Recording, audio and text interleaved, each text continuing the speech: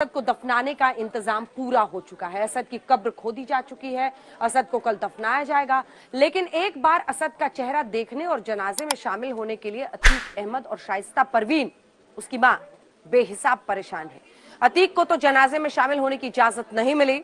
अब शाइस्ता परवीन के सामने भी आखिरी रास्ता जो बचा है वो पुलिस ने दिखा दिया है। क्या है शाइस्ता के लिए असद के जनाजे में शामिल होने का आखिरी रास्ता, आपको हमारी ये स्पेशल रिपोर्ट दिखाते हैं।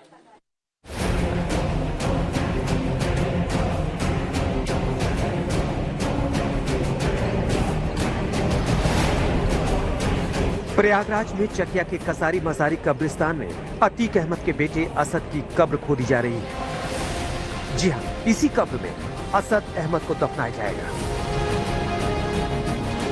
कब्रिस्तान में जिस जगह पर असद की कब्र खोदी गई है, उसके ठीक बगल में अतीक अहमद के माँ बाप यानी असद के दादा दादी की कब्र है। हम आपको बता दें कि असद की कब्र भी अतीक के कहने पर खोदी गई है। हमारी मौजूदगी इस वक्त उस जगह पर है जहां पर असद अहमद की कब्र खोदी जा रही है और अगली तस्वीरें आप जो देखेंगे यहां से वो आप देखेंगे कि उसकी मिट्टी की तैयारी हो रही है और यहीं पर अतीक अहमद आना चाहता था और कहीं ना कहीं वो यहां पर अशरफ के साथ मौजूदगी अपनी दिखाना चाहता था, लेकिन कोर्ट में दांवपेच की वजह से वो यहां पर अब नहीं आ सकता है और असद अहमद को यहीं पर गाड़ा जाएगा, यहीं पर असद अहमद की बॉडी को रखा जाएगा। कब से आप खुदाई कर रहे हैं कब्र की? सुबह 5:30 बजे से। और किसके लिए खोदी जा रही है? अतीक अहमद के लड़के असद की।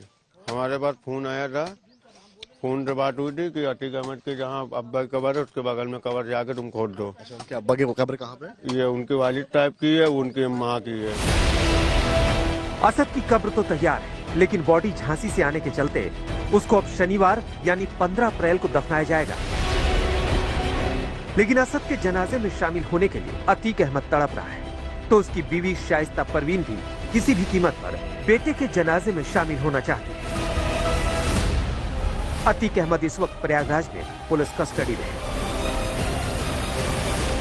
और वो बार बार गुहार लगा रहा है कि उसे एक बार बेटे असद का मुंह देखने दो, उसे असद के जनाजे में शामिल होने दो। लेकिन अतीक को इजाजत नहीं मिली है, जबकि शाइस्ता भी फरार है। उस पर 50,000 का इनाम है। शाइस्ता के बारे में कहा जा रहा है कि वो भेष बदलकर महिलाओं की भीड़ में बेटे का मुंह देखने के लिए आ सकती है, लेकिन इसके लिए पुलिस सतर्क हो चुकी है। लिहाजा शाइस्ता पर नजर रखने के लिए सादी वर्दी में महिला पुलिसकर्मियों को तैनात करने की तैयारी है। नकाबपोश महिला पुलिसकर्मियों की भी तैनाती की जाएगी। महिला पुलिसकर्मियों को बेहद पैनी नजर रखने के निर्देश मिले हैं, ताकि अगर शाइस्ता आए तो उसे वहीं गिरफ्तार कर लिया जाए। सूत्रों की माने तो पुलिस ने शाइस्ता के सामने एक शर्त रखी है। शर्त ये कि अगर शाइस्ता असद के जनाजे में शामिल होना चाहती है तो वो उसकी इजाजत दे सकते हैं, लेकिन उससे पहले शाइस्ता को पुलिस के सामने सरेंडर करना ही होगा। सूत्रों के मुताबिक ये जानकारी मिल रही है कि असद अहमद के जनाजे में शाइस्ता पहुंच सकती है। पुलिस ने 2 प्लान बनाए हैं। पहला ये कि या तो शाइस्ता सरेंडर कर दे, वहीं पर पुलिस उसको जनाजे में शामिल होने दे और उसके बाद अरेस्ट कर ले। नंबर 2, अगर शाइस्ता छुप कर आती है तो उत्तर प्रदेश पुलिस ने उसके भी खासा इंतजाम किए हैं। महिला पुलिसकर्मियों को सादी ड्रेस में वहां पर रहने के आदेश दिए गए हैं, यानी कि जब जनाजा अतीक अहमद के बेटे का निकलेगा तो महिला पुलिसकर्मी भी आपको ज्यादा दिखाई पड़ेंगे, और वो इसलिए दिखाई पड़ेंगे जिससे अगर शाइस्ता वहां पर पहुंचे तो वहीं पर उसे। और ये तस्वीरें देखिए, प्रयागराज के चकिया इलाके में चप्पे चप्पे पर सुरक्षा बढ़ा दी गई है। पुलिस से लेकर रैपिड एक्शन फोर्स मार्च कर रही है, क्योंकि असद का शव पहुंचने से पहले चकिया में लोगों की भीड़ जुटने लगी थी। बताया जा रहा है कि असद का जो शव है वो आज देर रात प्रयागराज पहुंचेगा। कल उसको सुपुर्द-ए-खाक किया जाएगा, जिसको लेकर के यहाँ पर अतीक अहमद के आवास पर ये घर जो आपको ठीक मेरे सामने दिखाई देगा, जो एक समय सल्तनत हुआ करती थी लेकिन आज पूरी तरीके से ढह चुकी है। यहाँ पर अतीक और उनके परिवार के चाहने वाले लोगों का जो लोग यहाँ पहुंच रहे थे, उसके बीच में अब सुरक्षा के लिहाज से भी पुलिस की मुस्तैदी दिखाई दे रही है।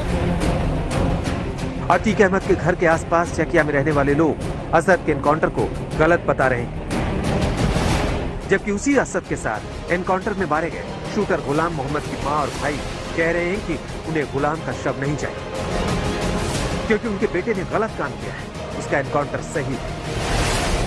न्यायालय कानून हमारा किस लिए बना है? संविधान किस लिए बना? हमारा संविधान किस लिए बना है?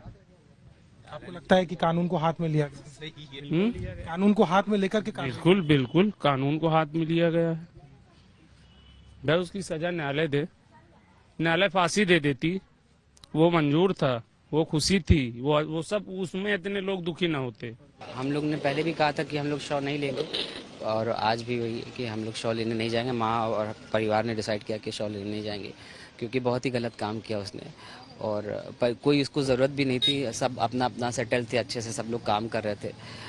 कोई उसके ऊपर दबाव नहीं था, कोई प्रेशर नहीं था कि तुम्हें ये सब चीज़ें करना है। तो उसने क्यों किया है ये हम लोग के समझ से बाहर है। मौका उसको देना चाहिए था। थाने में उसको जज वो वकील थे, सब थे। बहुत गलत हुआ है, बस इतना बहुत गलत हुआ। वो लड़का ऐसा नहीं था, बहुत कायदे का था, मगर अब उछालने को तो कोई भी कुछ भी कह सकता है उसके बारे में। किसी के जवान बेटा माँ के सामने चले जाएगा, दुख तो होगा।